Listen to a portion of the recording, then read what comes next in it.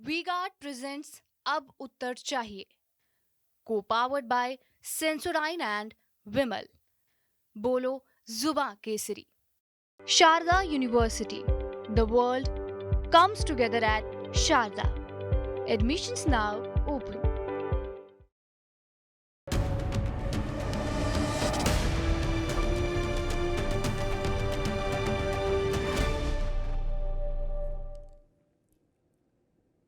2019 के मुकाबले 2024 के चुनाव में भारतीय जनता पार्टी उत्तर प्रदेश में एक पूरा मध्य प्रदेश हार गई। बात थोड़ी अटपटी है कि उत्तर प्रदेश में मध्य प्रदेश कहां से आ गया। सच्चाई यह है कि मध्य प्रदेश में 29 सीटें हैं और इस बार भारतीय जनता पार्टी ने 29 की 29 जीती हैं। और उत्तर प्रदेश में 2019 की टैली के मुकाबले भारतीय जनता पार्टी ने 29 सीटें गंवाई हैं। 29 सीटें। इसलिए मैंने कहा कि भाजपा उत्तर प्रदेश में एक पूरा मध्य प्रदेश हार गई। 29 सीटें गंवाई हैं और वहीं से जो असहज आंकड़े आए हैं वहीं से उनका रास्ता खुल गया। भारतीय जनता पार्टी के लिए असहज है आंकड़े, स्वाभाविक है। केंद्र में सरकार बनाने में भी जोड़ तोड़ है। अब प्रश्न उठता है कि भारतीय जनता पार्टी समय रहते इस बात का अनुमान क्यों नहीं लगा पाई उत्तर प्रदेश में कि जमीन के नीचे कुछ खदबदा रहा है। इस बात का अंदाज क्यों नहीं लगा कि सांसदों के खिलाफ आक्रोश है उनके क्षेत्रों में।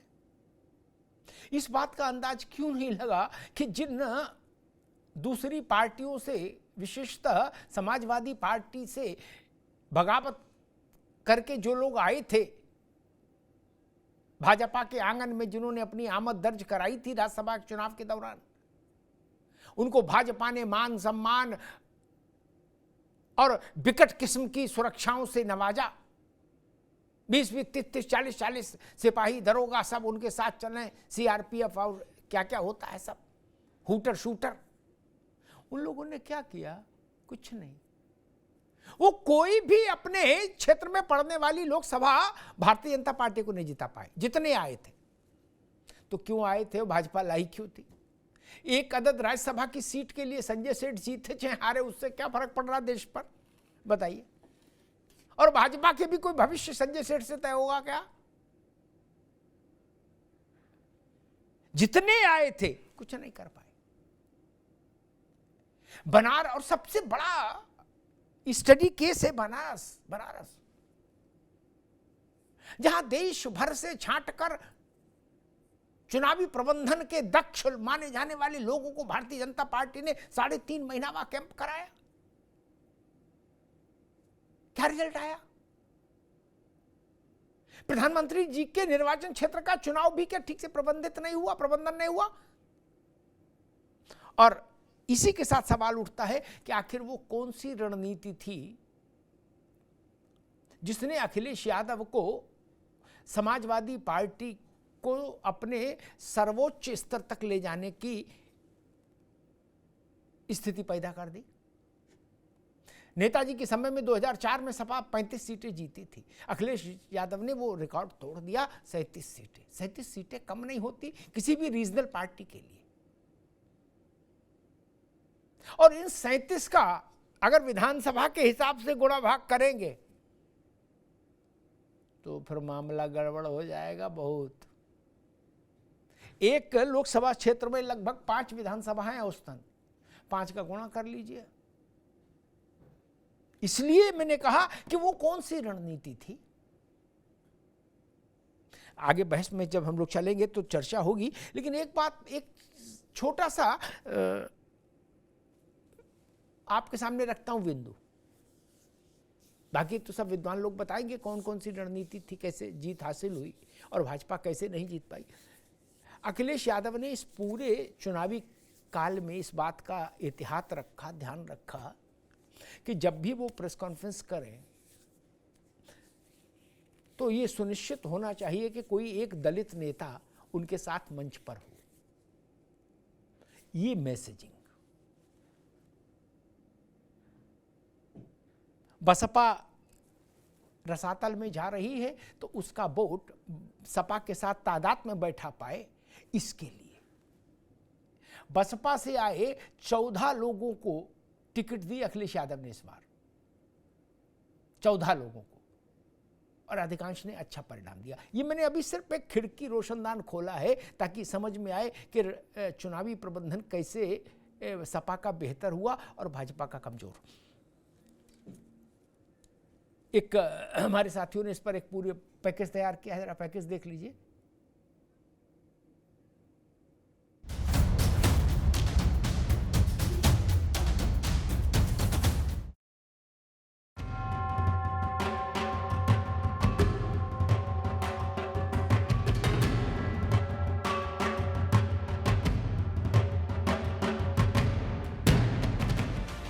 दो 2024 के लोकसभा चुनाव की बिसात पर यूपी की परिधि से जो परिणाम निकले, उसने देश की राजनीति की दशा और दिशा को भी बदल दिया है। क्योंकि अगर यूपी में बीजेपी अपना पुराना प्रदर्शन दोहरा देती तो बीजेपी अपने दम पर बहुमत के आंकड़े को पार कर जाती। लेकिन यूपी की 80 में से 33 सीट जीतने वाली बीजेपी अब केंद्र में 240 के आंकड़े पर जाकर अटक गई। 10 साल में जो काम किया था, लगता हमें यह है कि हम अपने किए हुए काम को जनता तक नीचे पहुंचाने में फेल हो गए। अगर हम उस चौखट के भीतर वो बात पहुंचा दी होती तो हमको कोई नुकसान होने की संभावना नहीं थी। दूसरी बात, जो कुप्रचार हुआ हमारे खिलाफ, आरक्षण का खत्म करने का, संविधान को खत्म करने का, उस कुप्रचार का भी जवाब प्रभावी तरीके से चौखट के भीतर नहीं दे पाए। 400 पार के नारे तले 80 में से 80 का दावा 4 जून के उस रिजल्ट में बुरी तरह ढह गया, जिसमें बीजेपी के 7 केंद्रीय मंत्री, एक योगी सरकार में मंत्री और 19 मौजूदा सांसद चुनाव हार गए। और न केवल सीटें घट गईं, बल्कि वोट शेयर में भी घाटा हो गया।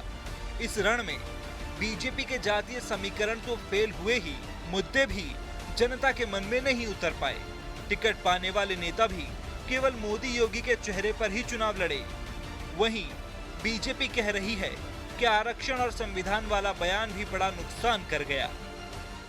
एक बात तो कही जा सकती है कि एक दुष्प्रचार जो हुआ है, इसके चलते हमारे बहुत से मतदाता भ्रमित हुए, जिसका कोई आधार नहीं था दुष्प्रचार का, कि संविधान बदल देंगे ये लोग 400 पार पाने के बाद। पश्चिम में जहां राष्ट्रीय लोकदल ने गठबंधन धर्म निभाया, वहीं पूर्वांचल में बीजेपी के सहयोगी साथी अपनी जातियों का जलवा नहीं दिखा पाए। अपना दल 2 में से 1 सीट पर हार गई। संजय निषाद और ओपी राजभर अपने अपने बेटे नहीं जिता पाए। सीएम योगी के गृह क्षेत्र गोरखपुर मंडल में मठ के प्रभाव वाली 5 सीटों पर बीजेपी की प्रतिष्ठा बची रही, लेकिन बीजेपी अयोध्या से लेकर मोदी के संसदीय क्षेत्र वाराणसी के आसपास तक वो संदेश पहुंचाने में सफल नहीं हो पाई। वहीं इंडिया गठबंधन ने 43 सीट जीतकर नई इबारत लिख दी। 37 सीटों पर जीतकर अखिलेश यादव ने तो 2004 के 35 सीटों वाले मुलायम सिंह यादव के रिकॉर्ड को ही तोड़ दिया। नहीं, उसमें कोई कंफ्यूजन नहीं है। पीडीए की रणनीति और इंडिया गठबंधन का साथ जनता ने दिया है। सर, आगे की अब क्या रणनीति रहने वाली, किस तरह की? अब रणनीति के लिए तो जा रहे हैं, रणनीति क्या बनेगी अब पूछताछ करेंगे, वहाँ बातचीत होगी, उसी बार रणनीति बनेगी। सर, कहा जा रहा है चंद्रबाबू नायडू और सर उनके ऊपर नहीं, ऐसी कोई बात, कोई हमारे से कोई बात नहीं। सपा के इतिहास में इस बार अखिलेश ने सबसे कम मुस्लिम यादवों को टिकट दिया। पीडीए और आरक्षण, अग्निवीर सरीखे मुद्दों की जुगलबंदी ने इस जीत की इबारत लिखी। वहीं कांग्रेस के लिए भी फायदे का सौदा रहा सूबे में सपा के साथ गठबंधन। 6 सीटों की जीत में अमेठी रायबरेली की विरासत पर वापसी ने कांग्रेस को यूपी में संजीवनी दे दी। हर मंच से संविधान का बयान भी कांग्रेस के लिए तुरुप का इक्का साबित हुआ। बहरहाल उत्तर प्रदेश के परिणामों से बीजेपी जहां हैरान है, तो वहीं इंडिया गठबंधन के खेमे में खुशी की खुमारी है। इस सब के बीच सवाल यही है कि आखिर क्यों नहीं चला बीजेपी का कोई दांव? अखिलेश ने कैसे पलट दिया चुनाव?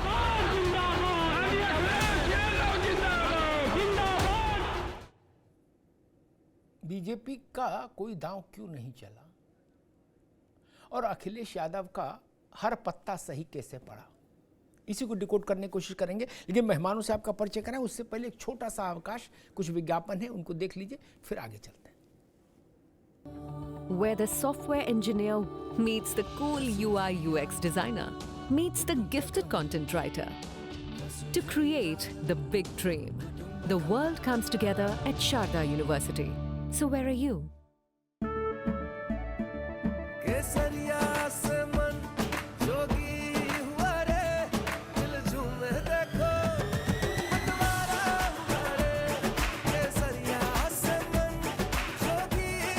हर पल मनाओ केसरी त्योहार।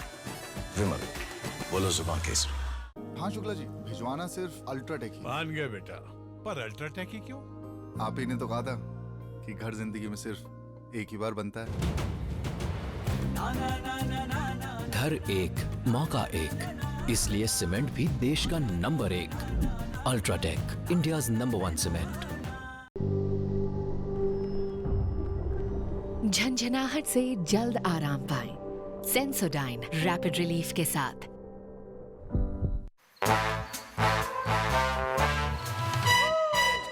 Come, come, come, my love, please don't say no, baby. Come, come, come, my love. V-Guard के air coolers extra large cooling pads के साथ जो अच्छों को ठंडा करे। V-Guard air coolers, long lasting cooling.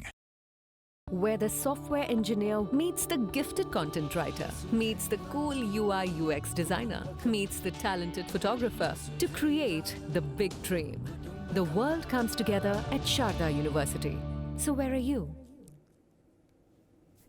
मेहमानों से आपका परिचय करा दें। अशोक पांडे जी हैं, भारतीय जनता पार्टी के प्रवक्ता, अशोक जी का स्वागत है। कपीश श्रीवास्तव जी हैं, समाजवादी पार्टी के प्रवक्ता, कपीश जी का स्वागत है। रविंद्र पटेल हैं, प्रदेश अध्यक्ष युवा राष्ट्रीय लोकदल, रविंद्र जी का स्वागत है। नावेद शिकोह जी हैं, राजनीतिक विश्लेषक, नावेद जी का स्वागत है। नावेद भाई, आपसे बात शुरू करूंगा। छोटा मोटा राजनीतिक उलटफेर हो तो बात समझ में आती कि भाई चूक हो गई होगी, कहीं निगाह से बात नहीं गुजरी होगी। इतना बड़ा विस्फोट हो जाए, मैंने शुरुआत में कहा कि भारतीय जनता पार्टी उत्तर प्रदेश में एक पूरा मध्य प्रदेश हार गई। इस बार उत्तर प्रदेश के भीतर एक पूरा मध्य प्रदेश हार गई। 29 सीटें हारी है 19 के मुकाबले, और मध्य प्रदेश में कुल 29 सीटें हैं। कितना नुकसान है उसका क्वांटम यहां से समझिए। आपको क्या समझ में आता है दोनों चीजें, अखिलेश यादव की इस चमत्कारिक विजय और भाजपा के इस डिवैकल, ये पराभव के पीछे क्या दिखाई देता है आरंभिक तौर पर? देखिए, एक नहीं बहुत सारे कारण है, 4-5 मोटे कारण है। मैं बहुत जल्दी बताऊंगा। पहला, नंबर 1, भाजपा की 3-4 ताकतें हैं। एक तो नरेंद्र मोदी और अमित शाह, दूसरी ताकत उत्तर प्रदेश में योगी आदित्यनाथ, तीसरी सबसे बड़ी ताकत जो है संघ है। ये 3-4 ताकतों के बीच कोऑर्डिनेशन बनना बंद हो गया है। कुछ गड़बड़ है आपस में, और कुछ ना कुछ तालमेल नहीं बन पा रहा है, एक दूसरे का सहयोग नहीं कर पा रहे हैं। ये सबसे बड़ा कारण है। इसको अंदर के लोग जानते होंगे, मुझे नहीं पता इस पैनल में कौन लोग समझ पा रहे हैं, कौन लोग नहीं समझ पा रहे हैं। दूसरा सबसे बड़ा कारण है, 10 साल से उत्तर प्रदेश में दलितों की, पिछड़ों की एक बहुत बड़ी संख्या है। गैर यादव पिछड़ा बहुत बड़ा वर्ग है, दलित बहुत बड़ा वर्ग है, जो भारतीय जनता पार्टी पे 10 साल से विश्वास कर रहा है। उसने देखा हम भाजपा में चले गए, लेकिन भाजपा ने हमारे लोगों को मंत्री बनाया, प्रधानमंत्री बनाया, राष्ट्रपति बनाया, सब कुछ बना लिया, और राजभर को बना दिया, निषाद को बना दिया, पटेल को बना दिया। हमें क्या मिला? हमें क्या मिलता था? हमें एक चीज मिलती थी आरक्षण से। हमें संविधान से क्या मिलता था?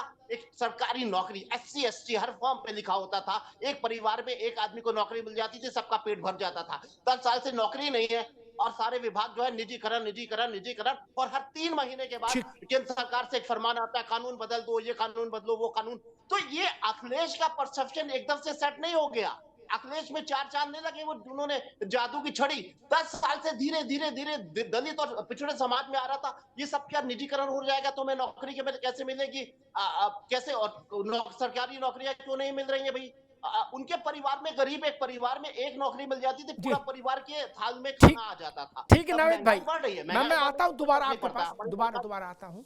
ये सारी चीजों के ऊपर अखिलेश यादव का फार्मूला जो है फिट हो गया। दूसरी सबसे बड़ी बात मैं जल्दी से कह दूंगा कि मायावती ने बिल्कुल अपना पूरा पूरी संगठन को खत्म कर दिया। उन्होंने कह दिया कि भाई उनकी जो स्ट्रेटजी है उससे लगा कि वो आप कुछ चलाएंगी नहीं। वो चुनाव में कुछ मेहनत नहीं कर रही थी, आकाश कर रहे थे, तो उसको बाहर कर दिया। कहने का ये मतलब है कि दलित समाज को लगा हमारा प्लेटफॉर्म कौन सा है, हम भाजपा चले गए थे, भाजपा में हमारे लोगों को मंत्री बनाया जा रहा है, लेकिन हमारे समाज में हमें नौकरी नहीं मिल रही है, महंगाई बढ़ती जा रही है, कानून बदला जा रहा है। तो ये उसको लगा कि हमें सत्ता के वनवास में कब तक जिएंगे, वो शिफ्ट हो गया इधर से। ठीक, कई चीजें नावेद भाई ने कही, उसमें मैं एक टिप्पणी जरूर करूंगा, क्योंकि मेरा अपना अलग किस्म का चिंतन रहता है। दलित का मसला, आरक्षण का मसला, महंगाई का मसला, अग्निवीर का मसला, सरकारी नौकरियों का मसला, ये मसले हैं, लेकिन इन्हीं मसलों के जिंदा रहते मध्य प्रदेश, राजस्थान, छत्तीसगढ़ में चुनाव होके चुका हाल में। तब ऐसा तो था नहीं, सस्ते के जमाना था, अब महंगाई आ गई। नहीं, ये मूल कारण नहीं है। मूल कारण अभी और आगे बहस में चर्चा आएगी तो हम लोग इस पर चर्चा करेंगे कि मूल कारण नाभि कहां है। ये नाभि स्थल नहीं है चुनाव के जय पराजय का। अशोक पांडे जी, सारी कहानी छोड़ भी दें, दुनिया की राम कहानी, आप तो बनारस में हैं, बनारस के पुराने व्यक्ति हैं, कोई होटल खाली नहीं रहा, 5 तारा, 7 तारा, 25 तारा, 3 तारा, सब बुक रहे, 3 साढ़े 3 महीने हैं। चिलगोजा खाओ, दंड पे लो। नहीं, जो घर में सत्तू नहीं पीते थे वो अंजीर का जूस पी रहे थे बनारस में। क्या करे, अंजीर का जूस लाओ और लीची का भी ले आना। नहीं, फिर पता लगा अशोक पांडे जी से किसी ने कह दिया कि भैया बेनी राम की इमरती खानी है। बोले गुड्डू जहाज ले जाओ, भैया को लेके जौनपुर से इमरती खिला के लाओ। नहीं हो रहा था। क्या कर रहे थे आप सब लोग 3.5 महीने? मैंने अभी पैसे की तो बात ही नहीं की कि कितना खर्च कर दिया होगा आप लोगों ने, लेकिन 3.5 महीने और रिपोर्ट ऐसी आती थी ऊपर कि कोई घर नहीं छोड़ा, हर कमरे में घुस घुस के प्रचार करे आए। घर ही में नहीं, केवल घरों के हर कमरे में घुस घुस के। क्या तब ये हाल आया पांडे जी? देखिए, कोई नहीं जाता बाहर से, केवल बनारस भर के ही कार्यकर्ता रहते तो भी इससे ज्यादा हम जिता लाते। नहीं, देखिए, चूंकि प्रधानमंत्री जी का क्षेत्र था और सारे लोग आके इन लोगों का था कि माननीय प्रधानमंत्री जी मोदी जी के लिए चुनाव प्रचार करें। अरे प्रचार जितना किया वो तो दिख रहा है। मैं कह रहा हूँ जो चिलगोजा खा रहे थे और अंजीर का जूस दबा रहे थे 3.5 महीने, वो रिजल्ट कहाँ दिए? देखिए, निश्चित तौर पे प्रचार का कार्य एक एक कार्यकर्ताओं ने कायदे से किया। भयंकर धूप में लोगों ने 25-25 हजार महिलाएं आई, मोदी जी चुनाव भी जीते, इसमें कोई दो राय नहीं है। ये अलग बात है, इंडी गठबंधन जितना है, जो सबसे कमजोर कार्यकर्ता था बनारस में, वो भी इतना तो कर ही लिया कि हचक के पहलवान की लस्सी तो 4-6-8 दिन में चापी लेता था। इतना आनंद तो रहा ही प्रभु, आप भी जानते हो, हम भी जानते हैं। कहाँ चक्कर में जब इतना प्रचार किया तो 1.25 लाख से जीते। जो बनारस आएगा, आप तो बनारसी है आधे, बनारस जो आएगा कम से कम जो मशहूर चीजें तो निश्चित तौर पे वहाँ जाना चाहेगा, चाहे वो बाबा विश्वनाथ हो, चाहे पहलवान लस्सी हो, चाहे पप्पू की चाय केड़ी। आप तो सबके अरीबाज रहे हैं बहुत दिन तक लेखनी के माध्यम से। मेरा ही कहना है कि सारे लोगों ने ईमानदारी के साथ प्रचार किया और देश में इंडी गठबंधन से ज्यादा सीटें अकेले भाजपा जीती है। हमने अनेक प्रदेशों में अच्छा किया। वो चर्चा किसी और दिन। देश में कितनी, अभी मैं चर्चा कर रहा हूँ उत्तर प्रदेश में। अशोक भाई, उत्तर प्रदेश में भाजपा एक पूरा मध्य प्रदेश गंवा गई। बिल्कुल निश्चित तौर पे उत्तर प्रदेश में, लंदन में, जापान में क्या हुआ उस चक्कर में अभी नहीं पड़ रहा। निश्चित तौर पे हम उत्तर प्रदेश में एक मध्य प्रदेश हारे हैं। अच्छा, एक चीज और है अशोक भाई, पूछ लो फिर कपिल जी के पास जाऊंगा। नहीं है उत्तर प्रदेश में, ठीक है, अच्छा किया जी, जनता जीत, ठीक है, जनता जीते, ठीक है अशोक भाई, ठीक है, जनता जीते वाले से ज्यादा सवाल जवाब नहीं सुनना चाहती। वो जनता को आनंद इसमें आता कि जो हारा है उससे पूछो क्या खेल था। मैं कुछ नाम लेता हूं अशोक जी, कुछ नाम लेता हूं जो कपिल श्रीवास्तव के आंगन की 4 दीवारी फलांग के आपके आंगन में कूदे थे राज्यसभा जिताने। किनको? संजय सेठ को। मान लो संजय सेठ राज्यसभा न जीतते तो विश्व युद्ध हो जाता, नहीं? अरे एक राज्यसभा नहीं जीतते संजय सेठ तो कौन फर्क पड़ रहा था, कोई दूसरा सेठ जीत जाता। खैर नाम लेता हूं कुछ, अभय सिंह फैजाबाद, मनोज पांडे रायबरेली, राकेश प्रताप सिंह अमेठी, विनोद चतुर्वेदी जालौन, नारद राय ये बाद में बलिया, पूजा पाल कौशाम्बी, रितेश पांडे तो खैर चलो दूसरे आंगन से कूदे थे बसपा से।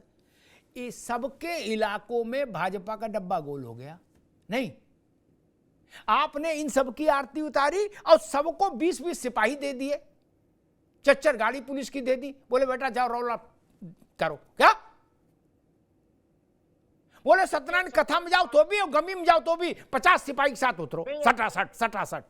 देखिए सारे कार्यकर्ताओं ने मिलजुल के अरे कार्यकर्ता नहीं भाई पांडे जी, मैं इन कार्यकर्ताओं के पिताजी की बात पूछ रहा हूं जिनके नाम मैंने लिए। ये कार्यकर्ता थोड़ी नहीं, तो कार्यकर्ताओं के पिताजी हैं। अभय कोई कार्यकर्ता है? मनोज पांडे राकेश प्रताप कार्यकर्ता नहीं भैया। देखिए किसी दल में किसी को आने जाने से कोई रोक तो सकता नहीं। इन लोगों ने स्वेच्छा से भारतीय जनता पार्टी की में शामिल हुए, राज्यसभा में इन्होंने वोट दिया। ये अलग बात है लगातार हम लोग जीतते रहे, यूपी के 2 बेटे लगातार हारते रहे। इस बार ये सही है कि उत्तर प्रदेश में एक मध्य प्रदेश हम हार गए, तो निश्चित तौर पे हम इसकी समीक्षा करेंगे और आगे जीतने का प्रयास करेंगे। ठीक है पांडे जी, ठीक है। मुझसे अगर मैं भाजपा में होता पांडे जी क्या, तो मैं मालूम क्या करता, मैं पूरे उत्तर प्रदेश की हार की समीक्षा एक तरफ रखता, जितने लोगों ने 3.5 महीना बनारस के टीएडीए सबमिट किए हैं ना, उनको खड़ा कर देता पहले लाइन में।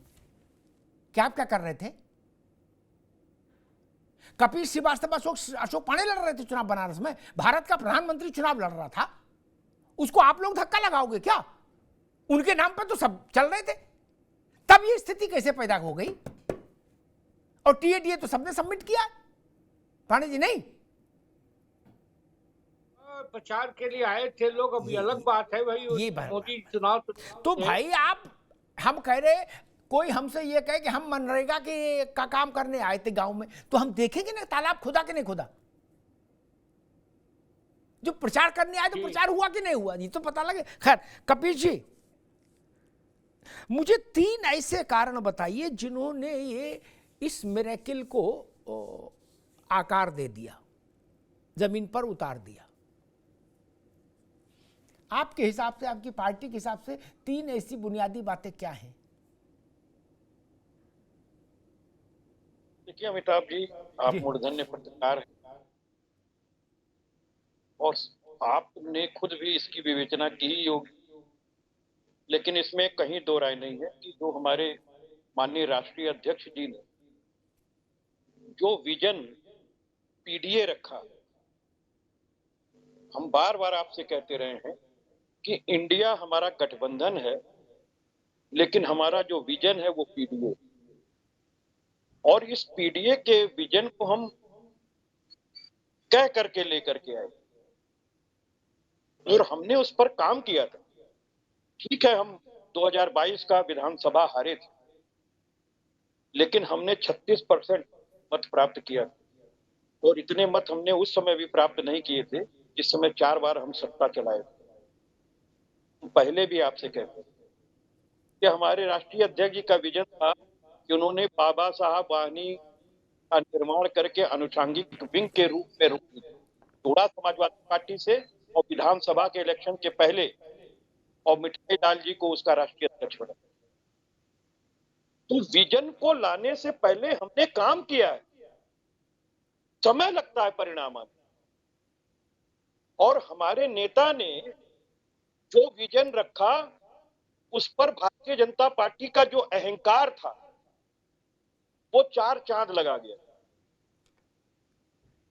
जो मोदी जी की गारंटी और 400 पार का दावा तो तिहाई बहुमत से संविधान बदलने का ऐलान इनके कई सांसदों के द्वारा,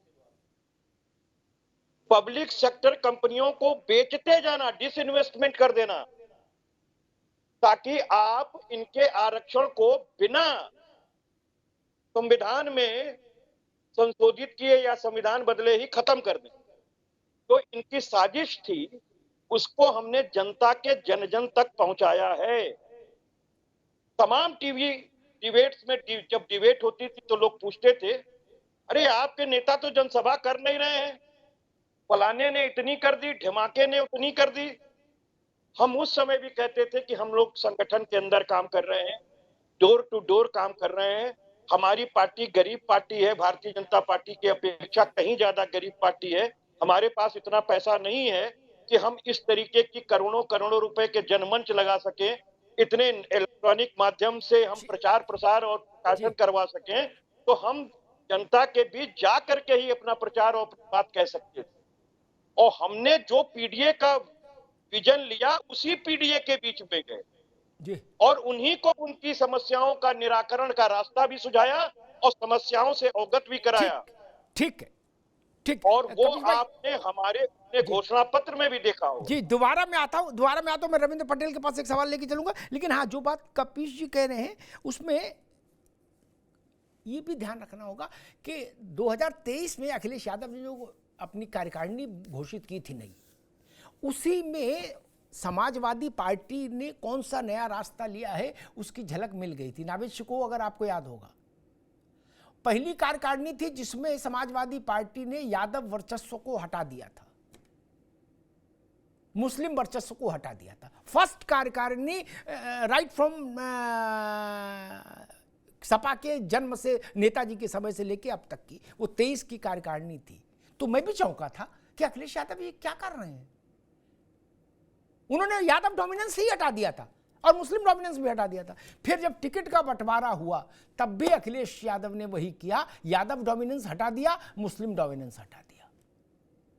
वो एमवाई से पार चले गए, क्योंकि उनको इस बात का तजुर्बा हो गया था 14 में, 19 में, 22 में कि एमवाई सरकार में ले आए, विधानसभा में अकेले वो संभव नहीं और लोकसभा में बड़ी सफलता दे दी, इसलिए ये संभव नहीं। 14 लोग अखिलेश यादव ने बसपा से आए दलित पृष्ठभूमि के लोगों को टिकट दी, जो दलित थे या बसपा में उस काम से जुड़े थे। ये बड़ा परिवर्तन है।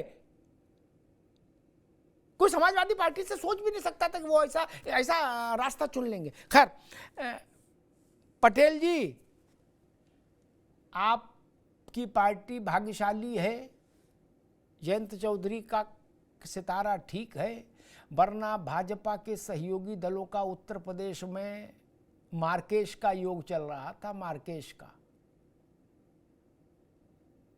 पांडे जी पूछ लेना, पांडे जी ज्योतिष भी जानते हैं कि मार्केश क्या है। राजभर और निषाद जो सबसे ज्यादा वाचाल थे वो निपट गए और भाजपा ने भी उनको निपटा हुआ मान लिया, घोषित कर दिया कि निपट गए। एनडीए की बैठक के लिए जो सूची गई उसमें राजभर का नाम और निषाद का नाम काट दिया, बोले इनको हटाओ, अब इनको लेने की जरूरत नहीं भाई। आएंगे तो चाय नाश्ता खराब करेंगे, बाकी कुछ नहीं। जब जीत ही नहीं पा रहे तो क्या करें इनका। क्या जयंत चौधरी को न्योता आया और अनुप्रिया को आया। अनुप्रिया 50% रिजल्ट दे पाई, लेकिन जयंत चौधरी को जो 2 टिकट मिली वो जिता लाए। कहां पर चूक रह गई? अगर जयंत चौधरी साथ हो और मुजफ्फरनगर हार जाए भाजपा, तो सवाल उठेगा ना, फिर साथ का मतलब क्या? नहीं, सही है पटेल साहब। सर देखिए, आप जो कह रहे हैं वो पूरी बात से मैं इत्तेफाक रखता हूं, लेकिन कुछ बातों पे मैं अपने तजुर्बे, अपने अध्ययन पे मैं कहना चाहूंगा आपके माध्यम से। निश्चित तौर पे 10 साल का एक बड़ा कालखंड था और मेरा अपना ये अध्ययन है, मैं इसको थोड़ा सा अपना जोड़ के बोल रहा हूँ, पार्टी का पक्ष न समझा जाए जी। निश्चित तौर पे लगातार जो 10 साल से सांसद बने रहे, उन सांसदों का जनता से दुराव बढ़ता गया।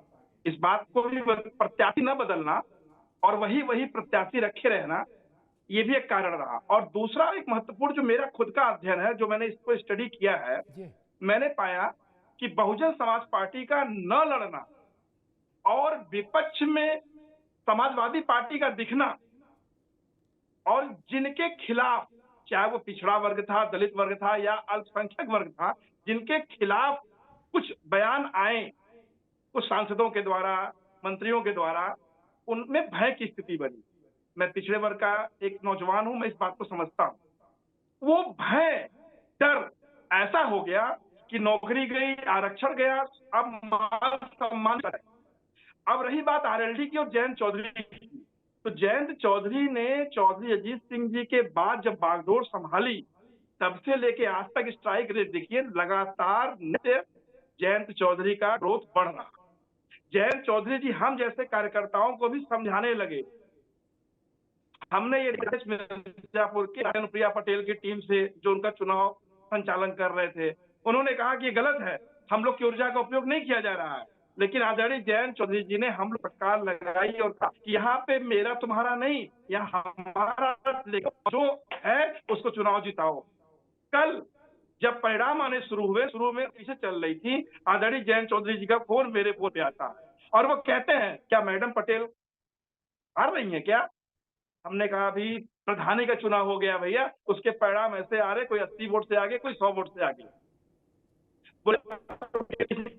ये परिणाम हुआ। मैं ये कहना चाहता हूं कि नेता जब गठबंधन में होता है तो वो सबको संजो के चलता है। एक मैंने ये महसूस किया कि एनडीए के जो घटक दल थे, समन्वय का अभाव भी था। आदरणीय जी के रोड शो और उनके नॉमिनेशन के लिए 13 और 14 तारीख को गए, मैं उनका कोऑर्डिनेट कर रहा था कार्यक्रम। हमने उस अभाव को महसूस किया और दबी जुबान जयंत जी के सामने ले आया। जयंत जी ने कहा मौन रखो, काम करना, पॉजिटिव देखो, सकारात्मक रहो। तो ये बात मैं टीवी चैनल पे जरूर कह रहा हूं। मैं समझता हूं कि मुझे इसके लिए फटकार भी और डांट भी पड़ेगी, लेकिन सच्चाई ये है कि कहीं न कहीं भारतीय जनता पार्टी के कार्यकर्ता आदरणीय नरेंद्र मोदी जी के जो उनका लहला था उसके सहारे चल बैठे, खुद काम करने से अलग कर लिया अपने आप को। आपने बहुत ढंग से कहा कि मलाई, अंजीर और क्या क्या, हम वो नहीं कह सकते, लेकिन इतना जरूर कहते हैं कि इससे बेहतर काम था इनके पन्ना प्रमुख। मैं ईमानदारी से कह रहा हूं, इनके पन्ना प्रमुखों ने बीएलओ पे भरोसा किया और कहीं पर्ची नहीं पहुंचाई। नहीं, भारतीय जनता पार्टी एक ऐसी पार्टी थी जिसके कार्यकर्ता, जिसका वार्ड अध्यक्ष प्रत्येक नागरिकों के घर में पर्ची पहुंचाया करते थे। ठीक है रविंद्र, और हम प्रमाण हूं इसका। जी ठीक। एक पन्ना, एक बीएलओ का मसला भी चल रहा है। आज मैं उस पर नहीं ज्यादा टिप्पणी करूंगा, लेकिन बीएलओ का भी एक सनसनीखेज मसला है। भारतीय जनता पार्टी के बुरी तरह से पराजित हो जाने के पीछे उत्तर प्रदेश में बीएलओ का भी एक मसला है। वो क्यों हुआ, कैसे हुआ, किसी और दिन उस पर चर्चा करूंगा, लेकिन वो एक फैक्ट है। पता नहीं अशोक पांडे जी की पार्टी ने देखा कि नहीं देखा।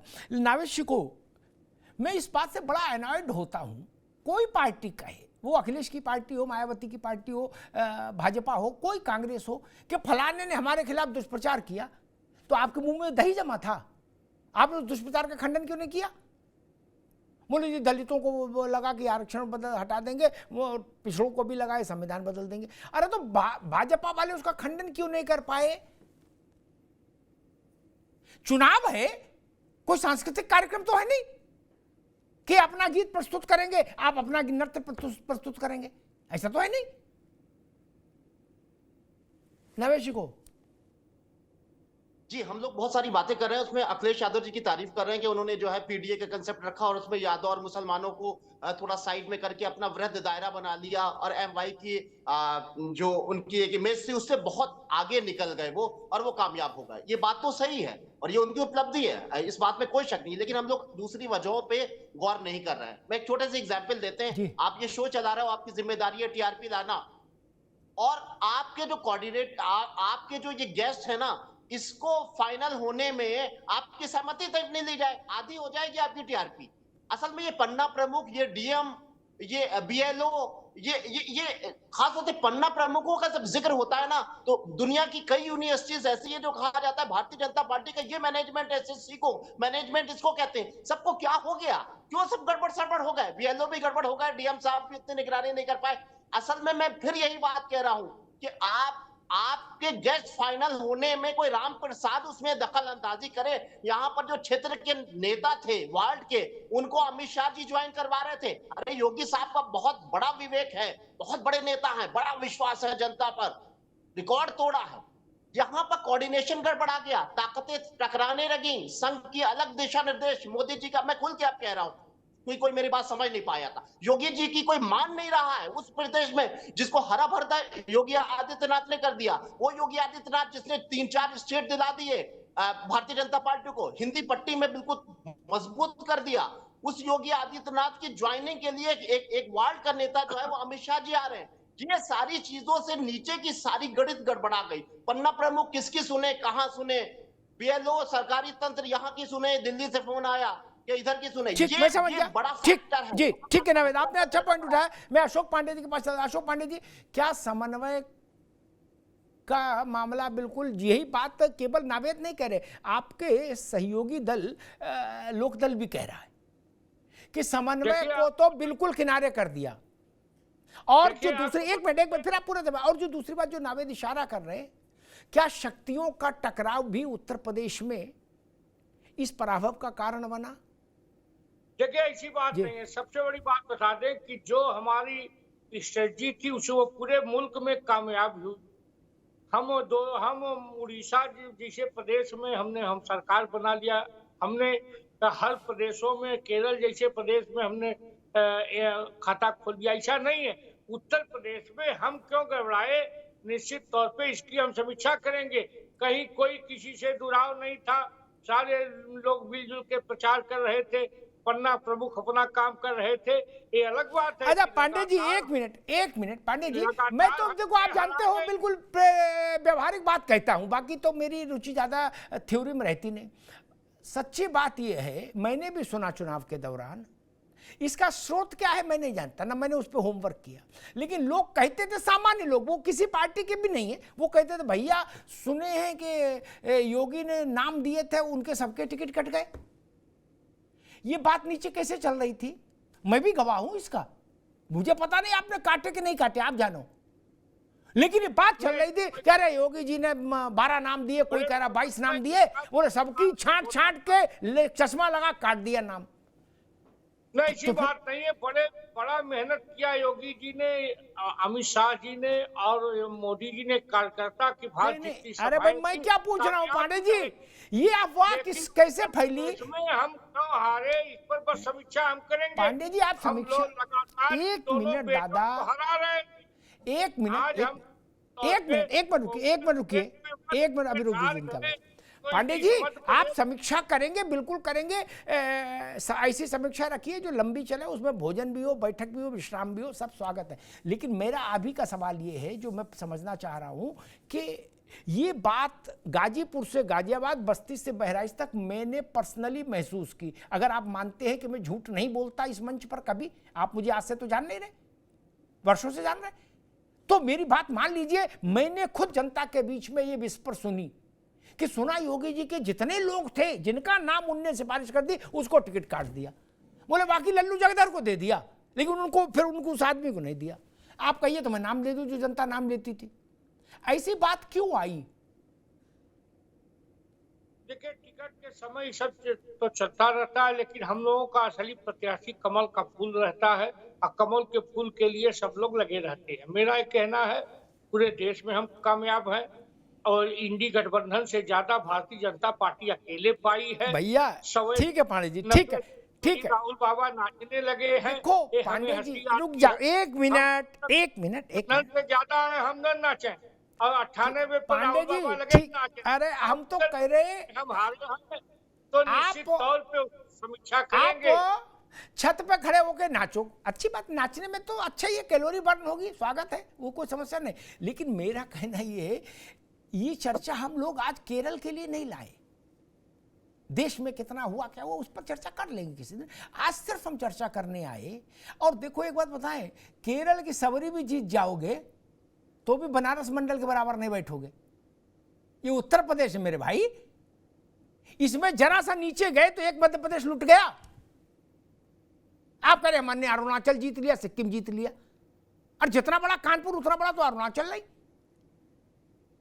इसलिए ये नहीं।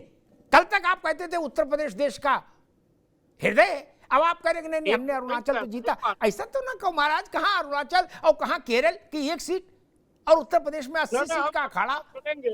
भाई समीक्षा करेंगे। अच्छा, एक चीज और भी है, पता नहीं आपने देखा कि नहीं देखा, भारतीय जनता पार्टी के जो बड़े चेहरे उत्तर प्रदेश से जीते भी चुनाव, उनका मार्जिन इतना कम रहा कि लगा कि राम राम कह के गंगा पार हुई, जान बची और लाखों पाए, चलो भैया, उस भाव में क्या। लेकिन किशोरी लाल शर्मा जीते तो वो 1.5 लाख से जीत रहे। पांडे जी, इसकी समीक्षा कौन करेगा? क्योंकि समीक्षाएं अक्सर बहुत कड़वी होती हैं। क्या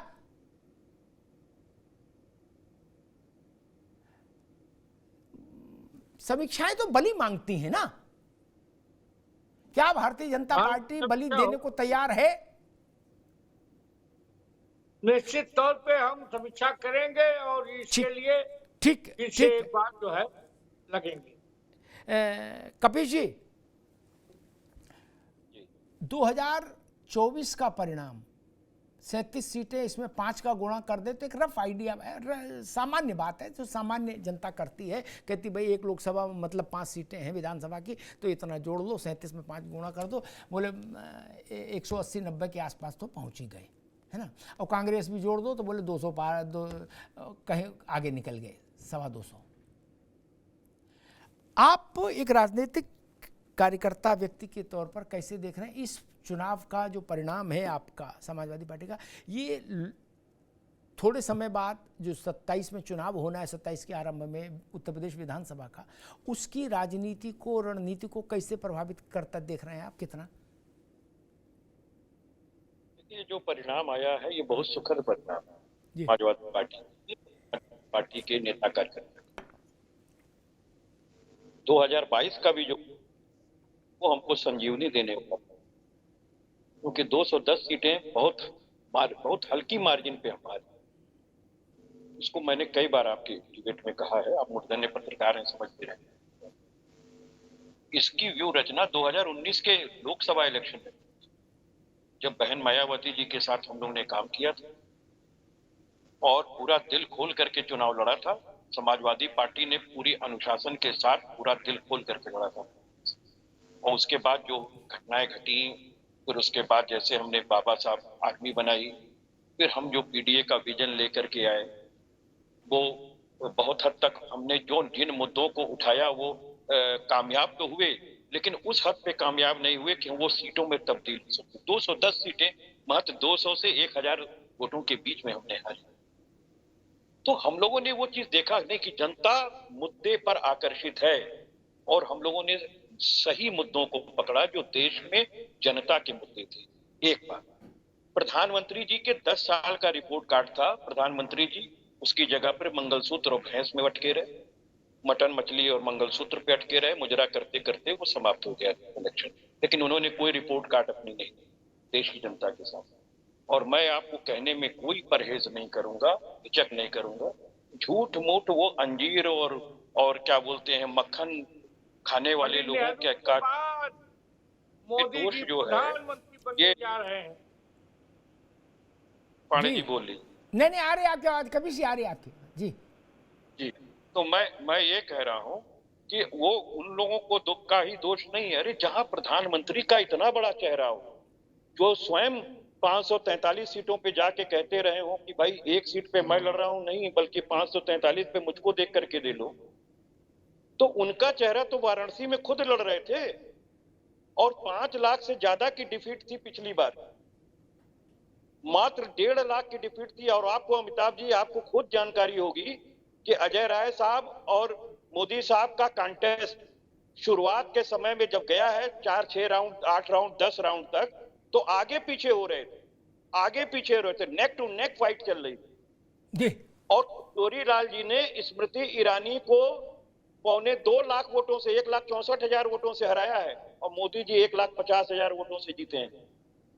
नैतिक रूप से ये मोदी जी की जिम्मेदारी है कि वो इस्तीफा दे दें। ठीक है भैया, और उसके बाद ठीक है, कपिल बाबू इस्तीफा दे दिया, ये भाभी हमारे इसमें पिक्चर भी चली थी, इस्तीफा दे दिया। दे दिया इस्तीफा। दे दिया। मुर्मू राष्ट्रपति द्रौपदी मुर्मू जी को दिया इस्तीफा, आपकी मांग मान ली। क्या करें? ये देखो फोटो देखो, आपकी मांग मान ली, दिया इस्तीफा। ये हमारी मांग नहीं, वो तो उनको वैसे भी देना था। मैं पार्टी के लिए कह रहा हूँ कि उसमें उनको बृहद दिल दिखाना चाहिए। पांडे जी ने बहुत मेहनत की है बनारस में। अरे पांडे जी सुनिए, पांडे जी ने और पांडे जैसे कार्यकर्ता ने बहुत मेहनत की है, लेकिन जो बड़े स्तर के नेता थे उनका जो घमंड था, उनकी जो कार्यशैली थी, सिर्फ विपक्ष का आप गर्दन दबाए चले जा रहे थे। ईडी सीबीआई का जो गलत इस्तेमाल किया, दो मुख्यमंत्रियों को आपने जेल भेज दिया, और जिस तरीके से जिन पर आरोप लगाया उन्हीं को अपनी पार्टी में लेकर के, और आपने किसी को उप मुख्यमंत्री बना दिया तो किसी को वित्त मंत्री बना दिया। तो इस देश की जनता ने ये चुनाव लड़ा है, हकीकत इस बात को। ठीक कपिश भाई, रुकना होगा। रविंद्र पटेल, कपिश भाई आगे बात अभी रुकना होगा। रविंद्र पटेल, आप हैं आरएलडी में, लेकिन आप स्टेशन है पूर्वांचल में, ठीक? पूर्वांचल में भारतीय जनता पार्टी के दो सबसे बड़बोले एलाइज थे, राजभर और निषाद। जितना सब देश भर में भाजपा के एलाइज नहीं बोलते होंगे, उससे ज्यादा तो अकेले राजभर बोले होंगे। क्या मसला रहा, क्यों ऐसा हो गया? अपने अपने लड़कों को नहीं जिता पाए। जो कह रहे थे कि हम पूरे प्रदेश में, देश में भाजपा को जिता देंगे, वो अपने रक्त को नहीं जिता पाए, अपने बेटे को नहीं जिता पाए। कुछ अंदर है नहीं क्या दम? ऐसा लगता है कि कुछ खाली भौकाल है, कुछ अंदर नहीं है। अब सर ये मैं कहना चाहूंगा कि जीत का कोई जवाब नहीं और हार के 75 नहीं है। अब हार हुई है, निश्चित तौर पे हार हुई है। अब मैं भी एक छोटी सी पार्टी का एलाइज पार्टनर हूं। अब हमसे क्यों कहवाना चाहते हैं, मेरी सीमाएं, मेरी बाध्यताएं हैं। लेकिन इतना जरूर है कि भारतीय जनता पार्टी के जो बड़े और कद्दावर नेता थे, या जिनको चुनाव संचालन समन्वय की जिम्मेदारी थी, उन्होंने गठबंधन के साझेदार के जो जनपद स्तरीय नेता थे, मंडल स्तरीय नेता थे, क्षेत्रीय नेता थे, प्रादेशिक नेता थे, उनकी ऊर्जा का सदुपयोग नहीं किया। ये मैं आप बीती भी कह रहा हूं और मैंने देखा भी है। जागरूक हूं, पढ़ा लिखा हूं, समझता हूं इस बात को। आदरणीय जयंत चौधरी जी पश्चिम के 4-6-10 जिले के नेता नहीं है। और आपने पहले वाले राउंड में कहा कि जयंत चौधरी मुजफ्फरनगर छोड़ दीजिए। आदरणीय जयंत चौधरी जी ने जहां जहां प्रचार किया वहां वहां चुनाव जिताए, चाहे वो मथुरा हो, फतेहपुर सीकरी हो, अलीगढ़ हो। इन सीटों पे भी बहुत टाइट कॉन्टेस्ट था। मैं समझ गया, लेकिन मुजफ्फर ठीक बात कही। और जयंत चौधरी का उपयोग पूर्वांचल और मध्य में भी हो सकता था। ठीक है, लेकिन आप बताइए कहीं पीछे क्या वो? ठीक है, रविंद्र पटेल ने कहा मुजफ्फरनगर छोड़ दीजिए। मैं उनकी बात जो उन्होंने कहा उसको भी समझता हूँ, और जो उसमें मैसेज है उसको भी समझता हूँ। मुजफ्फरनगर छोड़ दिया। हरिंदर मलिक का मामला अलग था, है ना? मैं जानता हूँ कि बाकी जगह जहाँ जयंत गए अच्छा परिणाम आया, मथुरा भी गए थे हेमा जी की, उसमें अच्छा आया। लेकिन ठीक है, हरिंदर मलिक का मामला दूसरा था, कपिल जी भी समझ ही रहे। तो 19 में का दृश्य था, तो बहुत सारे कारण थे। खैर छोड़िए। नवेद शिको, मैं एक बात नहीं समझ पा रहा, क्या ओम प्रकाश राजभर और संजय निषाद ये ओवररेटेड हो गए थे? जिसे बाजार में, शेयर मार्केट में कई बार होता है, शेयर का मूल्यांकन अतिरिक्त तो उछाल के साथ कर दिया जाए, फिर अचानक से बाजार उनको कोर्स करेक्शन में डाल देता है। पता लगता है जिसको 200 रुपए हो गया था वो कोर्स करेक्शन में जाके 22 रुपये बचा शेयर। क्या ऐसी स्थिति थी राजभर और संजय निषाद के लिए? क्योंकि ये लोग तो दिन भर बाइक देते थे और कोई काम तो था नहीं, जहां माइक देखा वहीं भाषण शुरू।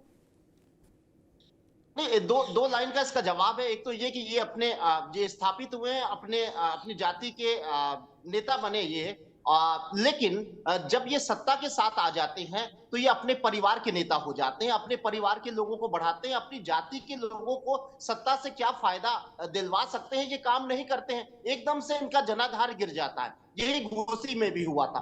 कारण क्या है कि कमिटमेंट आपने ये किया कि हम नेता बनेंगे, सत्ता में जाएंगे, सांसद बनेंगे, विधायक बनेंगे, मंत्री बनेंगे, तो हम अपने समाज के लिए काम करेंगे। अपने समाज से कनेक्ट नहीं रहते हैं और सिर्फ ये बयानबाजी करते हैं और सत्ता से अपने परिवार के लोगों को एडजस्ट करते हैं। इनको सांसदी का टिकट दे देंगे, इनको राज्यसभा भेज देंगे, इनको मंत्री बना देंगे। तो ये चीजें जनता देखती है। खासतौर से जो जाति आधारित जो राजनीति होती है वो अपना फायदा तुरंत चाहती है, कनेक्ट होना चाहिए। एक चीज, ठीक बात, दूसरी ये फायदा तो सब चाहते हैं भैया। अगर फायदा ही नहीं लेना हो तो फिर कनखल में जाके तपस्या नहीं करे आदमी। राजनीति कर रहा फायदे के लिए। अशोक पांडे जी, एक और बुनियादी सवाल खड़ा होता है, अयोध्या और उसके आसपास के इलाके को अगर हम देखें तो ब्रजभूषण के लड़के वाली सीट छोड़ दीजिए, वो ब्रजभूषण का निजी मामला है वो इलाका, ठीक। वहां कोई कमल का फूल होता, चाहे साइकिल होती, चाहे हाथी होता, ब्रजभूषण लड़के को जिता लाते, ठीक। ये आप भी जानते हो, ये हम भी जानते हैं, ठीक। मसला ये कि बाकी जितनी सीटें अयोध्या से जुड़ती हैं सब पे हार गई भाजपा। एक अयोध्या नहीं हारी, उसके आसपास की सब हार गए। पांडे जी क्यों? देखिए, निश्चय वही तो मैं बार बार कह रहा हूं कि इस पर हम लोग समीक्षा करेंगे। हमारे उम्मीदवार अच्छे थे, लोगों ने प्रचार भी ढंग से किया, कारण उसका हम पता लगाएंगे और निश्चित तौर पे समीक्षा करके, और ये तय है कि फिर हम लगातार हम जीतते रहे हैं, लल्लू सिंह जी जीतते रहे हैं, हम समाजवादी पार्टी और पार्टियों को हराते रहे हैं। इस बार हार गए हैं, क्यों हारे हैं इसकी समीक्षा जरूर करेंगे। अच्छा, कई बार ऐसी समीक्षा भी होती है कि कोई एक आदमी वहाँ प्रबंधक की भूमिका में होता है, वो कहता है यार वो टमाटर चाट मंगवाओ, है बोले एक गुलाब जामुन और मंगवाओ, तो पता लगता खाने पीने में समय बीत गया, हाजी मजाक में बोले समीक्षा हो गई, बोले गुड्डू तुम इसका एक कागज बना लेना कि समीक्षा हो गई। हम लोग अमिताभ भाई गंभीरता से समीक्षा करते हैं। हम तो इस स्थिति में हम लोग रहने वाले लोग हैं कि जिन प्रदेशों में हमारा खाता नहीं खुला था वहां हम मेहनत करके खाता खोल रहे हैं, और हम वो लोग हैं। पांडे जी एक मिनट, एक बात कह दूं, आप समीक्षा करेंगे अच्छी बात है। कल भी मैंने ये प्रश्न पूछा था, मैंने मेरे पास जितना दिमाग था वो तो सब लगा ही लिया, विद्वान लोगों से भी पूछा कि भाई इसके पीछे ऐसा क्यों कहा गया। जब वोट हो रहा हो देश में तो भाजपा की ओर से ये क्यों कहा जाए कि आरएसएस की हमको जरूरत नहीं, हम खुद ही समर्थ हैं।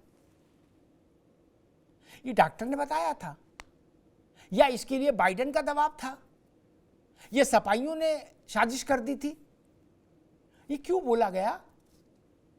संघ के 10 लोगों से मेरी बात हुई, उन्होंने कहा भैया जब इतने बड़े हो गए हैं, बोले जब लड़का भी बाप से कह दे कि हमें न सिखाओ, तो बोले लड़के को भी छोड़ दिया जाता है, ठीक है आप खुद ही चल लो। पांडे जी नहीं, देखिए मात्र संगठन है आरएसएस, उससे अलग नहीं हुआ जा सकता। ये निश्चित तौर पे उस दौरान पत्रकारों ने पूछा था और उसको तोड़ मरोड़ के जरूर प्रस्तुत कर दिया गया। क्या कहा नड्डा जी ने, इस बात पे नड्डा जी आजकल क्या है, पहले नेताओं के हाथ में ये हथियार बहुत रहा, खूब बोले लप झप क्या, और जब बवाल हो गया तो बोले तोड़ मरोड़ के, क्योंकि तब रिकॉर्ड नहीं होता था। अब तो आपकी आवाज, आपके होठ, आपका चेहरा रिकॉर्ड हो रहा महाराज, अब कहां भाग सकते हो। मुझे याद है अखिलेश जी चीफ मिनिस्टर बने तो मैंने मोहन सिंह जी का एक इंटरव्यू किया, कपिल जी क्या, मोहन सिंह जी मेरे मित्र भी थे, बहुत योग्य और भले व्यक्ति थे, राजनीति में ऐसा बहुत योग्य है ना। हाँ, तो हमने सब पूछा तो उन्होंने 2-3 टिप्पणियां कर दी। एक उन्होंने कह दिया कि भाई अभी तो लर्निंग लाइसेंस है, गाड़ी ठोकेंगे फिर सीखेंगे, लेकिन करना तो पड़ेगा, आप क्या करें। 2-3 प्रसंग उन्होंने बता दिए, इन्होंने जो जल्दबाजी में फैसले लिए तो उन पर मुलायम सिंह जी ने क्या कहा तो मोहन सिंह ने वो सुना दिए। और एक उन्होंने कह दिया कि भाई रघुराज को मंत्री बनाने में अखिलेश यादव कतई सहमत नहीं थे, हफ्ता भर बवाल चला घर में, लेकिन मुलायम सिंह ने अंत में बनवा दिया। क्या वो इंटरव्यू टेलीकास्ट हो गया कपिल जी, क्या अब बवाल मच गया पूरी सपा में। रघुराज प्रताप सिंह तब बहुत क्लोज थे मुलायम सिंह जी के। अब मुलायम सिंह जी ने मोहन सिंह जी को कहा कि भैया इसका खंडन कर दो, कह दो तोड़ मरोड़ के। उनने कहा भैया मुलायम सिंह जी कैसे तोड़ मरोड़ के, तो मेरे मुंह से आवाज आ रही कैमरा में, कैसे बोल दूंगा, हमने बोलेंगे क्या? तो उनने कहा अच्छा हम एक काम करें, हम राजेंद्र चौधरी से एक चिट्ठी जारी करा दें कि राजा भैया और समाजवादी पार्टी और लाखों करोड़ों युवाओं के प्रेरणा केंद्र हैं राजा भैया, उन्हें आप वो जारी करा दो, लेकिन मैं खंडन नहीं करूंगा। क्यों? खंडन करने के बाद मेरा चेहरा क्या बचेगा? पांडे जी मुंह से आवाज आ रही, कंठ से, भैया नहीं चलेगा। मैं तो यही नहीं ढूंढ पा रहा कि इसकी जरूरत क्या थी, किस तांत्रिक ने बताया था ऐसा बोलने के लिए। फिर आप कहोगे आरएसएस वाला निकला नहीं, 44 डिग्री टेम्परेचर में प्राण भी थे और आप कह रहे जरूरत नहीं कर। कपिश जी, बीएसपी बिल्कुल बैठ गई, उसका वोट परसेंटेज भी काफी 4% श्रिंक हो गया, और जो 8-9% आया वो इसलिए आया कि उसने उम्मीदवार सब जगह खड़े किए, इसलिए आ गया। कोई भी पार्टी उम्मीदवार सब जगह खड़े कर दे तो उसका कुछ परसेंटेज बन जाता है। लेकिन लग रहा है कि बसपा अपना प्रतिष्ठान बंद कर रही है। क्या नहीं होता, जब प्रतिष्ठान बंद करना होता है तो कहता सेल लगा दो, सामान निपटाओ यार, बवाल काटो, दुकान अपने को खाली करनी है। क्या मुझे ऐसा लग रहा, हो सकता है मैं गलत हूं। पांडे जी नहीं, दुकान बंद करनी होती तो कहते यार आधे दाम में बेचो, बवाल काटो, है अगले महीने दुकान बंद कर देंगे। क्या बसपा का वोट, विशेष तौर पर दलित वोट, आपकी ओर आ रहा है? क्योंकि ये चुनाव जो है, ये परिणाम ये बताते हैं कि बसपा का वोट आपकी ओर बिना शिफ्ट हुए ये परिणाम नहीं आ सकता था, जहां तक मेरी समझ कहती है। भाजपा चुनावी इस आधार पर लड़ रही थी, कल अरुण सिंह कह रहे थे, करें क्या भाई साहब, बसपा ही नहीं बैठ गई। मतलब बसपा क्रांतिकारी अंदाज में चुनाव लड़ेगी, इसी उम्मीद पे तो भाजपा मैदान में थी। कपिल जी, अमिताभ जी बिल्कुल बहुत साफ गोई से कह रहे हैं कि बसपा का 50% वोट समाजवादी पार्टी को आया है, 20% वोट भाजपा पे भी है, और 30% वोट वो स्वयं पाए। आप तो समझ ही रहे होंगे कि किस तरह के कैडर का वोट स्वयं पाई होंगे और कौन कौन सा वोट पट गया। जो पढ़े लिखे कैडर के लोग थे, जो लोग अपने लोगों को समझा सके, वो उन्होंने स्पष्ट रूप से देखा है इस देश के अंदर आरक्षण को खत्म होते हुए, पब्लिक सेक्टर नौकरियों को खत्म होते हुए। वो जो उस तबके के पढ़े लिखे लोग हैं, उन्होंने अपने लोगों को जागरूक किया है। उन्होंने संविधान और आरक्षण बचाने के लिए जो है वो हमारे साथ लाकर खड़ा किया है। हमने वो 2019 के बाद जब धोखा खाया, वहीं से हम सतर्क थे और हमने काम करना शुरू किया। ये समाजवादी पार्टी के राष्ट्रीय अध्यक्ष के स्ट्रेटेजी की जीत है। इसमें समय लगा, हम लोगों ने बहुत सुना है, लेकिन आज कामयाबी हाथ लगी है तो हम कह रहे हैं और आप सुन रहे हैं। लेकिन हकीकत यही है कि अगर ये परिणाम ऐसे ना होते तो शायद ये विवेचना भी आप हमें ना करने दें। हम इससे पहले भी आपके साथ बैठे और हमने ये बात कही थी कि हम लोग खुले दिल से चाहते हैं कि बहन मायावती जी इंडिया गठबंधन के साथ हमें, हम तो उनको प्रधानमंत्री तक बनाना चाहते हैं। कहा था कि नहीं कहा था? लेकिन बावजूद इसके बहन जी ने संविधान बचाने के लिए कोई कवायद नहीं की, इस देश के लिए आरक्षण बचाने के लिए कोई कवायद नहीं की, तानाशाह के हाथ से एक देश को निकालने के लिए कोई कवायद नहीं की। तो आज उसका परिणाम है कि उनके लोगों ने इस बात को समझा कि समाजवादी पार्टी हमारे लिए लड़ रही है, और समाजवादी पार्टी ने सिर्फ लड़ाई नहीं है उनके लिए, दिखा नहीं है, हमने लड़ा है। हमने साहब बाबा साहब भीमराव अंबेडकर के नाम पे एक बकायदा आर्मी बनाई, उसका राष्ट्रीय अध्यक्ष बनाया, उसका प्रदेश अध्यक्ष बनाया, गांव-गांव से लेकर के हर महानगर और जिले स्तर पे कमेटी खड़ी है हमारी, जो उनके बीच में जाके काम करती है, उनकी तकलीफों को सुनती है, उनका ठीक है। कपिश बाबू रुकना होगा, समय कम है। नवेश को आप कुछ कहना चाह रहे थे? 30 सेकंड। सर मैं ये जो श्रीवास्तव जी ने बात कही है बहुत महत्वपूर्ण बात है, इस चुनाव का टर्निंग पॉइंट है, और ये बात बिल्कुल सही है। जब मायावती किसी गठबंधन में नहीं गई तो उत्तर प्रदेश का दलित समाज का पढ़कर तबका एक अघोषित साइलेंट बाम सेफ जैसा संगठन बन गया, जिसमें करता धरता थे, उसका कोई चीफ नहीं था।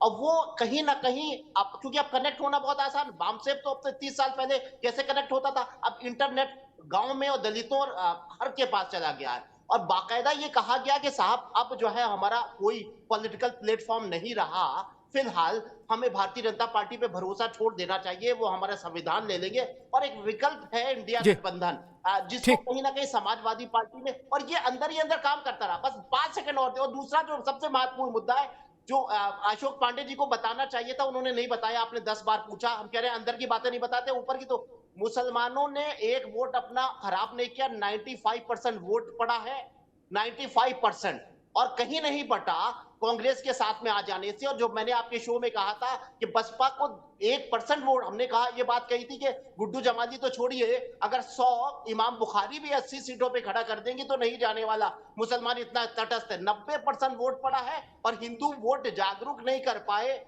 पांडे जी जैसे लोग उनको वोटर निकाल नहीं पाए। हिंदू वोट यहाँ करीब 55% के अंदर पड़ा और मुस्लिम वोट 95 के ऊपर पड़ा।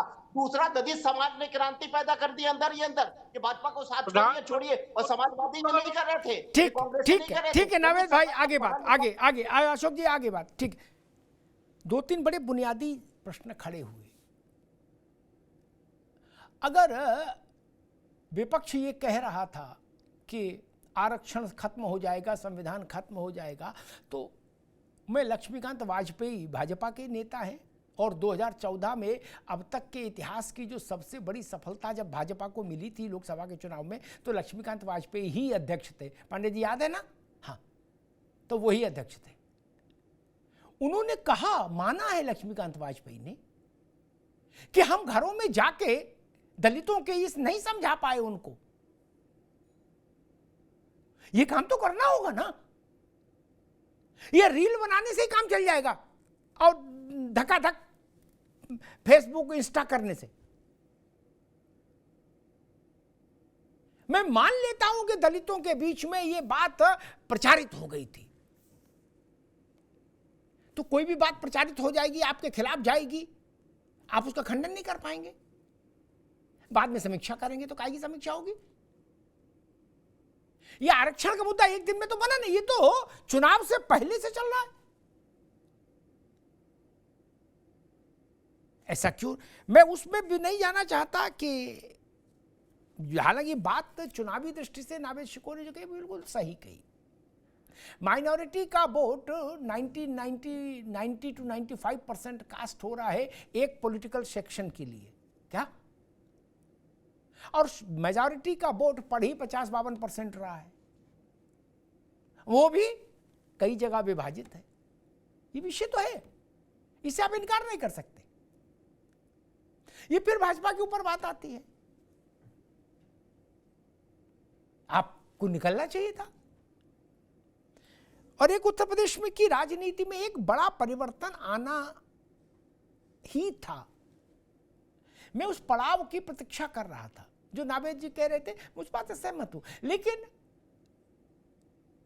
दुनिया का उसूल यही है और न्यायपूर्ण भी है बात, जब व्यक्ति असफल होता है 2014 में, 2019 में, 2017 के चुनाव में, 22 के चुनाव में, जब हमने अखिलेश यादव की कड़ी समीक्षा की, उनकी नीतियों पर सवाल उठे, तो आज अगर वो जीते हैं तो स्वाभाविक है उनके ये रणनीति की तारीफ होनी चाहिए, इसमें संकोच क्या? कपिल सिंह जैसे तमाम हमारे मित्र हमारे शो में बैठे, जिसमें मैंने बिना किसी लाग लपेट के हमेशा कहा कि एक बार अखिलेश यादव को अपने दम पर पार्टी को जिताना होगा, एक बार जिता के दिखा देंगे फिर ये नेताजी हो जाएंगे। आज मैं ये कह रहा हूं कि अखिलेश यादव नेताजी हो गए। पांडे जी, अखिलेश यादव नेताजी हो गए, लिख लो ये बात। मैं 4 तारीख से पहले ही नहीं कह सकता था, उससे पहले वो मुलायम सिंह जी के पुत्र थे, क्या? अब वो सपा में नेताजी हो गए। मैं समझ नहीं पा रहा कि बीजेपी इस बात को क्यों नहीं आहट इसकी जान पाई कि बसपा का हाथी धीरे धीरे धीरे धीरे अंडरग्राउंड हो रहा है। क्यों नहीं समझ पाए? या आपने चूड़ी इतनी कस दी थी कि वो अंडरग्राउंड हो गया? बोले बवाल काटो, चलो यार। क्या? तो मैं एक सुझाव दूंगा बिना मांगे, रोचक सुझाव है पटेल जी, आगे से गांठ बांध लो। जिसके भरोसे आप चल रहे हो उसकी चूड़ी इतनी टाइट ना कर दो कि वो बैठी जाए बेसमेंट में जाके छुप जाए। हाथी का यही हुआ। हाथी को गन्ना ना खिलाए रहते, कहते ना डरो नहीं, डरो नहीं है, खाओ मस्त रहो, क्या पानी पिलाओ, तो हाथी कुछ जगह आपको जितवा देता। आप जब मिले हाथी को लाल लाल आंखें दिखाई, हाथी मारे डर के बैठ गया अंदर। क्या बोल, छोड़ो यार बवाल काटो। नहीं पांडे जी, वो आया था नौजवान, आनंद का बेटा, बहन जी का भतीजा आकाश, आपने उसको, अब मैं नहीं कह रहा, लोग कह रहे कि आपकी नाराजगी की वजह से ही उसको बहन जी ने कहा तू चल वापस अंदर चल, और कुंडी बंद कर दी कमरा में बैठा के उसको, बोला बाहर नहीं आना चुनाव तक। क्या? मुझसे समझदार लोग कह रहे कि अगर वो लड़का उत्तर प्रदेश भर में घूमता तो हाथी को कुछ खड़ा करता, 10-10 हजार भी वोट मान लो बढ़वाता कहीं अपनी पार्टी के, तो आप 17 सीटें इनसे छीन लेते। मैंने गुणा भाग कर लिया, 17 सीटें आप कपिल श्रीवास्तव से छीन लेते तो आपकी मूंछ ऊंची रहती। लेकिन मैंने पता किया बसपा के मित्रों से, क्यों बोले भाई साहब ऐसी लाल लाल आंखें दिखाते थे, फिर छोड़ो। क्या इतना चलो, इतना मत चलो, ये बोलो, ये मत बोलो, ऐसे कपड़े पहनो, ऐसे मत पहनो, ये नाश्ता करो, वो ये मत करो। बोले हमने छोड़ो ससुर, बवाल काटो। क्या? तो बहन जी भी 2-4 जगह गई और बिल्कुल ऐसा ठंडा ठंडा कूल एक भाषण था उनका, वो दे देती थी, कहती थी ठीक है। और आज तो बहन जी ने कह दिया कि भाई मुसलमानों से मेरा मन खट्टा हो गया, आप मुसलमानों को भगाओ, इनको ज़्यादा टिकट दे दिए, वोट ही नहीं दिए हमको, अगली बार से ध्यान रखेंगे। तो मैं समझ नहीं पा रहा कि मुझे अगर ये हो जाए कि भाई मेरा दांव रविंद्र पटेल के खड़े रहने से, मजबूत रहने से ही चलेगा, तो मैं रविंद्र पटेल की तो सेवा करूंगा ना। नहीं, आप सब कह रहे हैं कि बसपा नहीं लड़ी इसलिए हमारा नुकसान हो गया, तो बसपा को आपने बादाम का शरबत पिलाया था क्या? पिलाना चाहिए था। अरे हाथी को कर नहीं खिला देते, तब तो हाथी के सटासट मार रहे हो। तो हाथी बैठ गया, अब हाथी कोई बकरी तो है नहीं कि थपथपा के उठा दोगे। बैठ गया तो बैठ गया, हो गया कांड, लग गई लंका। मैं फिर कह दूं, समाजवादी पार्टी के मित्रों से भी कहूंगा और अखिलेश जी से भी, ये सफलता अभी दीवार कच्ची है, ईंटें चुनाई हैं, चुनाई हो गई है कपीश बाबू, प्लास्टर होना है, फिर तराई होनी है 10-12 दिन, तब जाके मजबूत होगी। क्या? हाथी खड़ा हो गया, उसको अगर मान लीजिए ठीक ठाक ऊर्जा मिल गई और वो खड़ा हो गया, तो ये डायनामिक्स बदल भी सकता है उत्तर प्रदेश में। हाँ, और अगर हाथी ने मन बना लिया कि नहीं अब हमें वानप्रस्थ में जाना है, सन्यासी लेना है, तो स्वाभाविक है उत्तर प्रदेश में एक बड़ा सेगमेंट खाली होगा ना। एक दौर याद कीजिए नावेद भाई, जब समाजवादी और मायावती की पार्टी बराबर की हैसियत के थे काशीराम मुलायम सिंह के समय में, बसपा छोटी पार्टी थोड़ी न थी। 4 बार मुलायम सिंह जी के परिवार में चीफ मिनिस्टरशिप रही, 4 बार बहन जी के पास रही। उन्होंने जैसे जैन संप्रदाय में संथारा है, अगर मैं सही याद कर रहा हूं शब्द, कि भाई ठीक है, ये जो जैन मुनि होते हैं पांडे जी, वो एक कमरा में अपने को बंद कर लेते हैं, भोजन पानी छोड़ देते हैं, तो धीरे धीरे धीरे धीरे क्या, अब मान लीजिए ऐसे ही बसपा ने फैसला कर लिया तो अलग बात है, लेकिन अगर बसपा खड़ी होगी तो फिर हलचल होगी। और इस बात से मैं संतुष्ट हूं, मेरी विजडम कहती है कि अखिलेश यादव के पार्टी के पास बीएसपी का वोटर ठीक ठाक गया है। पांडे जी, जीत का कंपोजिशन बता रहा है, इलाके बता रहे हैं कि बिना बसपा के वोटर के जीत नहीं हो सकती थी। और फिर अंत में मैं कहूंगा कि ये अभय सिंह, मनोज पांडे, राकेश प्रताप, विनोद चतुर्वेदी, पूजा पाल, इनको आपने राजा बाबू बना के फौज फाटा दी, क्या किया इनने? रितेश पांडे, अंबेडकर नगर। क्या ये भी एक संदेश है शायद देश प्रदेश का कि चुनाव के इर्द गिर्द पाला बदलने वालों के पक्ष में नहीं? स्वामी प्रसाद मौर्य का हश्र इस मेरी बात पर मोहर लगा रहा है। क्या घर के रहे न घाट के। धन्यवाद। एक छोटा सा ब्रेक, विज्ञापन के लिए फिर लौट रहे हैं। Where the software engineer meets the cool UI UX designer, meets the gifted content writer to create the big dream. The world comes together at Sharda University. So where are you?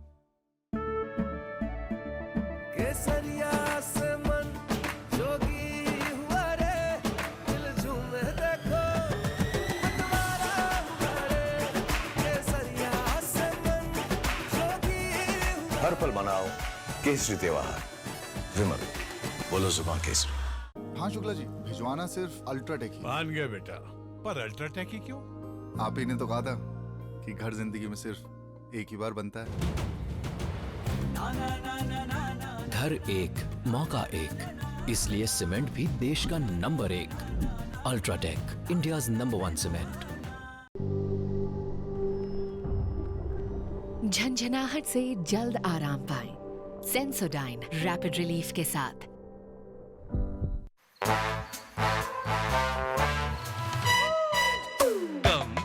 Come, my love, please don't say no, baby. Come, my love.